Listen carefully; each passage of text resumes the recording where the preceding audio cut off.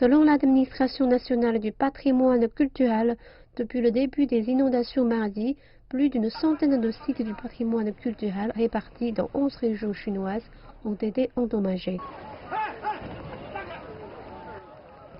Dans la province de Lanhui, elles ont entraîné l'effondrement du pont Zhenghai, qui était nommé en octobre dernier site de protection des reliques culturelles au niveau national. Zhenghai, qui signifie pacifier l'océan, a été construit en 1536 sous la dynastie des Ming. Les résidents locaux l'appellent le pont du frère aîné. Beaucoup considèrent sa destruction comme une grande perte. Les pluies ont été trop fortes cette année. Le pont compte une longue histoire et c'est vraiment dommage de l'avoir vu s'écrouler. Le pont de Zhenghai n'est pas la seule victime des inondations qui traversent la Chine.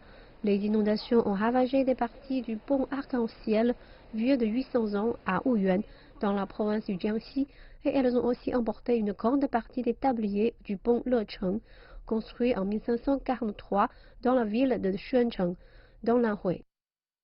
Dans la province du Hubei, les sites du patrimoine mondial de l'UNESCO, dans les montagnes de Wutang, ont aussi été touchés, dont un ancien complexe architectural pour le taoïsme. Les autorités ont demandé une coordination plus étroite entre les services du patrimoine culturel, des urgences, de l'environnement et de la météorologie afin de surveiller les menaces potentielles et de minimiser les pertes.